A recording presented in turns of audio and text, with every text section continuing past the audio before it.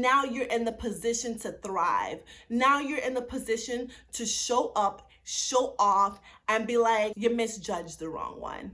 Welcome back to A Chosen Covergirl, where we talk about living life full of joy, confidence, and faith, as well as everything in between. I'm your girl, Daniela.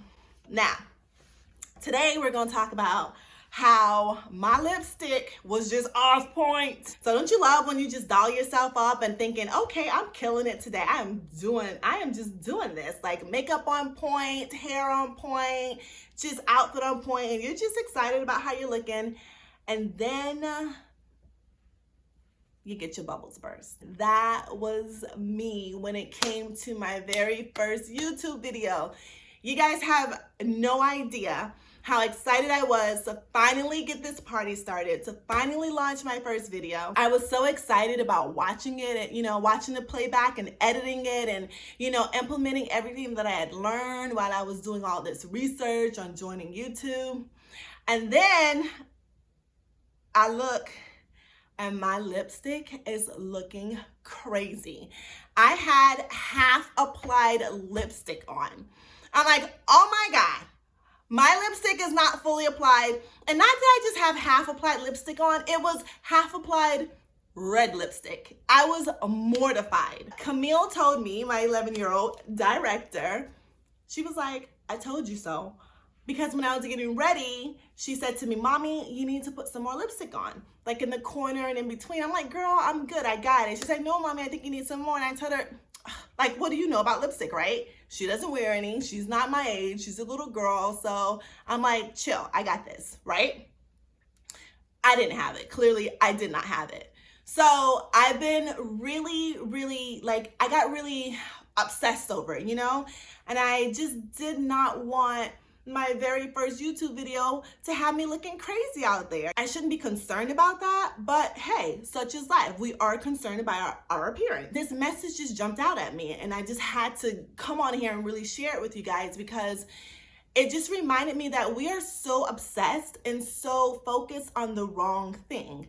And I just felt like the Lord was like, Daniela, whoever is meant to be in this community will be in this community. Your lipstick is not going to be a deterrent for them to come back, because I really was thinking, oh my God, they're not gonna come back. They're gonna be like, this girl don't even know how to put on her lipstick right, and they just are gonna be so distracted by like my lack of proper application, because everything is about makeup these days. Like it gotta be popping with the lashes, the makeup, the what is this? The lace front wig. It's just like it's a new world, okay? I am not a millennial, so it is a new world, okay? I was just really concerned about all that. And it was like I said, the Lord reminded me, go beyond the little things. Stop allowing pretentious things distract you and keep you from moving forward. Listen, when it comes to appearance, I know all about being obsessed with it. I was that girl. I was that girl that every time I passed by a mirror, I would stop, back up, check myself out. I would check myself out like so many times during like maybe a 10-minute time frame, and whoever I was in front of, like whoever I was with in the moment, it's almost always a guy. I'm always like double checking, making sure that my hair is straight, making sure that my lipstick's on point, making sure that I look beautiful and feel beautiful in this person's eyes. And I remember I did it and really did it a lot with this particular guy. He was fine. When I tell you he was so fine, like fine. Like whatever your idea of fine is, times 10, because he was hot. And I remember always just being insecure in his presence and just making sure, oh my gosh, does he think I'm as beautiful as I think he is? Or does he think as highly of me as I think of him? And it just got so bad that I was wondering, like, what is this? Why am I doing this so much? Like, it was terrible. Like I said, it was an obsession.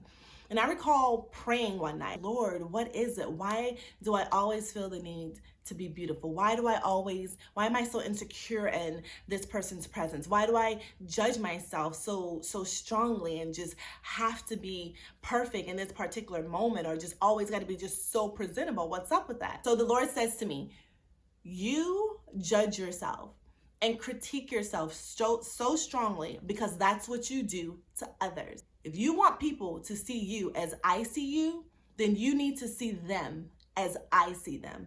You need to go past the physical and look at the heart. That revelation was life-changing to me, because moving forward, I stopped criticizing myself and I started to look at the guy that I was with for who he was. And I realized that he was only eye candy. That was it.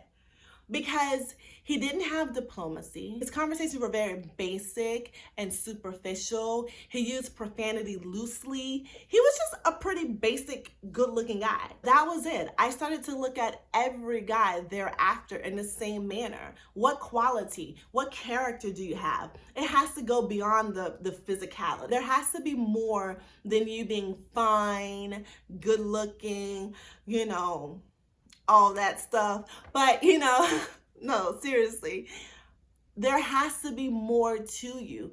I need to see the God in you. I need to see you for who you are and as God sees you. So it brought me back to when I was gonna trip over this red lipstick and totally redo this video. It was like, Daniela, don't pick that back up. Don't pick that obsession back up. You relayed the message. The message was to introduce yourself, for me to introduce myself, and to tell you what the channel was about.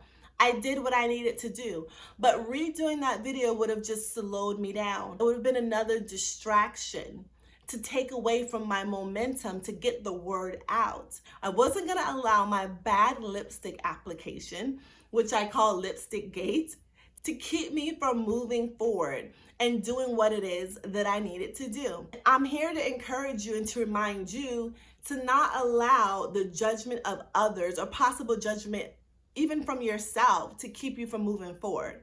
Because surely enough, I thought, oh my goodness, what are, the comments? They're going to make negative comments. People are going to have something to say. Just all this stuff. Because, when you're looking at a video, sometimes we nitpick. But I'm like, that's not important. People will always have something negative to say. But we're not here for that. We're here to live life full of joy, confidence, and faith, because we know who we are and to whom we belong. We know our worth. We know what we bring to the table, and some faulty lipstick or whatever it is not going to keep you from doing what you got to do. Don't allow the judgment of others and lack of confidence hinder yourself from moving forward. Like, I have a feeling that there's somebody who's not doing something because they think, oh, okay, maybe if I lose a little bit more weight, then I'll do it. They're waiting to become a little bit more confident to move forward in whatever the assignment that they're called to do. But don't do that. Be confident now. Be confident in the moment. Move forward and do what it is that you have to do, because people are going to judge. But remember that when God made you, He didn't make any mistakes at all whatsoever. Sometimes people's misjudgment of you, and sometimes the things that you don't have and the way that you don't look, will open up doors for you that'll usher you to the next level. It opens up doors of favor because people misjudged you. But now you're in the position to thrive. Now you're in the position to show up, show off, and be like, oops, sorry, you misjudged the wrong one. So I'm just here to remind you that you are the child of the Most High God, and that there's favor over your life, and that no matter what you think, you are able. And I'm here to also remind you to go beyond the physical of things. Go beyond the physical of people and look at the heart. I remember a time when I had bad skin, and I ain't gonna lie, I still don't have the best skin, so it is what it is. It used to be worse. Every time I have a pimple, it leaves a dark mark behind. So I would get pimples quite often. So I had a lot of dark marks on my face. And I remember seeing this guy, and he told me that my blemishes were beauty marks to him. That was one of the sweetest things that anybody could ever say to me, especially an insecure young woman who's always worried about her skin. And I mean, girls with bad skin, you know how it is. Come on now. I mean, you can't hide it. You can hide it with makeup to an extent, but come on. So when he told me that my blemishes, those doggone pimples on my face that left black marks, were beauty marks, I was like, wow. And it just brings me back to the fact that what you think isn't beautiful may be beautiful to someone else, because beauty is in the eyes of the beholder. You have to behold yourself beautiful. Behold that you are beautiful, and know that you have the ability and the willingness, have the willingness to do what it is that you need to do to move forward, and do not allow the judgment of yourself, even yourself, to keep you from doing it. If there was a time that you looked at the person's physical appearance without looking at their character, without really looking into who they are, and that you made physical appearance such a big deal, go ahead and comment. Like, leave a comment about the time in your life when that was very, very important to you. Or if you had a situation or a time or a moment where you just thought you were just killing it in the streets, and then you realize, you quite weren't working it the way you thought, go ahead and leave a comment. It feels good to know that I'm not alone. Oh, and if you haven't seen my very first welcome video, aka Lipstick Gate, then go ahead and press on one of the links. I don't know where it is. It should be somewhere on this video. Not too sure. I'm new at this, guys. Daddy, that your nose is stuffy. Do you want some Vicks? Okay, go tell your daddy. Remember, mommy's recording, okay? Okay? Hey, well, all right. Why don't I be telling your phone? Because it's time for you to go to